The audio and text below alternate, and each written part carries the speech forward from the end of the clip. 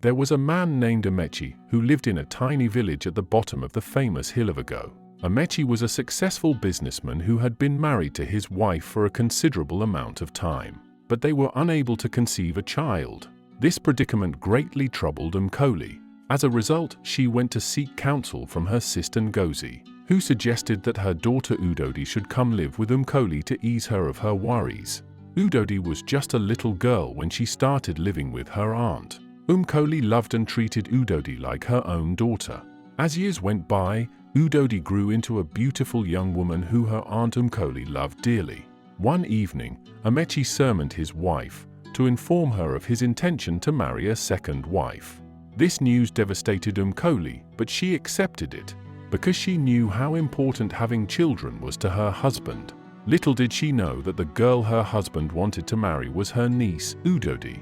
Aunty wanted to take Udodi as his second wife, but did not know how to break the news to Aunty. Therefore, he turned to her sister, Ngozi, for advice.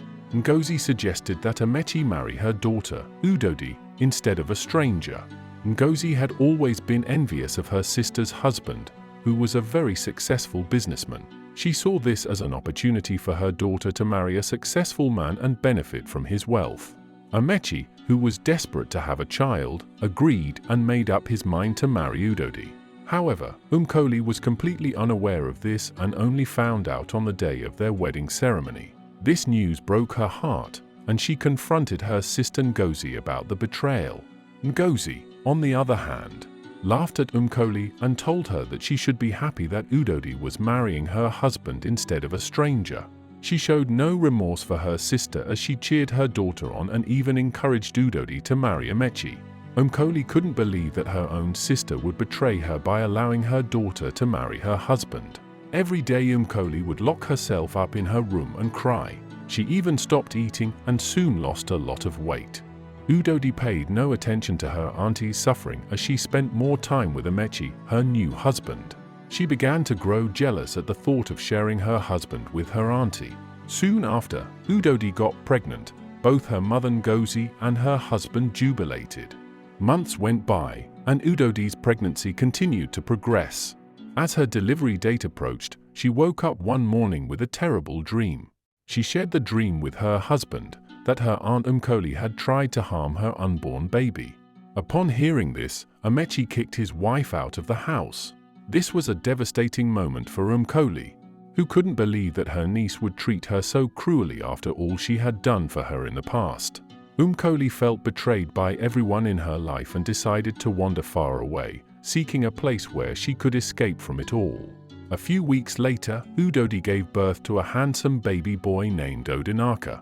Aunty was overjoyed to finally become a father. As Odinaka grew up, he made friends of his own and his bond with his mother became stronger. One day, while Udodi was at home preparing dinner, she received news that her son was found unconscious in the forest. Without a second thought, she dropped everything and rushed to his side, desperate to wake him up from his deep sleep. Despite her efforts, Odinaka remained unresponsive, leaving Udodi feeling helpless and unsure of what to do. She turned to his friends for any possible explanations. To her surprise, they disclosed that earlier that evening, they had all stumbled upon a plate of food in the forest. Odinaka had eaten the food and subsequently fallen into a deep sleep. One of his friends, Chika, shared a tale that his grandfather had told him when he was a child. The tale was of a spirit that lived deep in the forest, which used food to take over the consciousness of people. Chika further revealed that once a person eats the food of the spirit, the person will be hypnotized and completely unaware of their surroundings. When Odinaka heard this tale, he began to laugh and told his friends that he would prove them wrong, that nothing of such nature exists. He grabbed the food and started to eat, but after taking a few bites, Odinaka suddenly slumped over and fell into a deep sleep. When Udodi heard this, she was devastated and decided to take her son home. Later that night, Aunty returned from his business and heard of what had happened to his son. He was confused and hoped that by morning Odinaka would wake up. Sadly, this hope was shattered as days went by and Odinaka was still in a deep slumber. It was at this point that Aunty decided to pay a visit to Chika's grandfather, hoping he could shed some light on how to reverse what had happened to his son. When Amechi arrived at Chika's house, he found Chika's grandfather outside the house. He introduced himself and went on to narrate what had happened to his son Odinaka. He asked him how they could reverse the curse. In a hushed voice, Chika's grandfather directed him to a powerful seer who had the ability to communicate with the ancient spirits. Amechi then went to the seer's house, and when he arrived, he met the seer who told him that the juice from a certain herb could actually cure his son and restore his consciousness. Amechi asked the seer where he could find the herb. The seer directed him to a distant village where it grows in abundance. He then returned home and told his wife all that had happened. Amechi made up his mind to travel to the village the following morning in search of the herb. Early in the morning, Amechi embarked on the journey. It took him several hours to reach the village. When he got there, he met a young lady who he asked about the herbs. She kindly led him to the house of a well-known farmer who cultivated the herb in the village. When they arrived at the place, Amechi met the farmer and explained all that had happened. The farmer had sympathy for him. The farmer asked Amechi to wait in front of his house while he quickly went to his farm to fetch the herbs.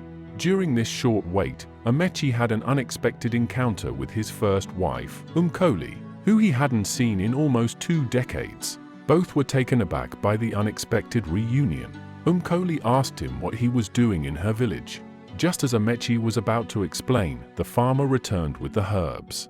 It was at that moment when Amechi realized the farmer was Umkoli's son.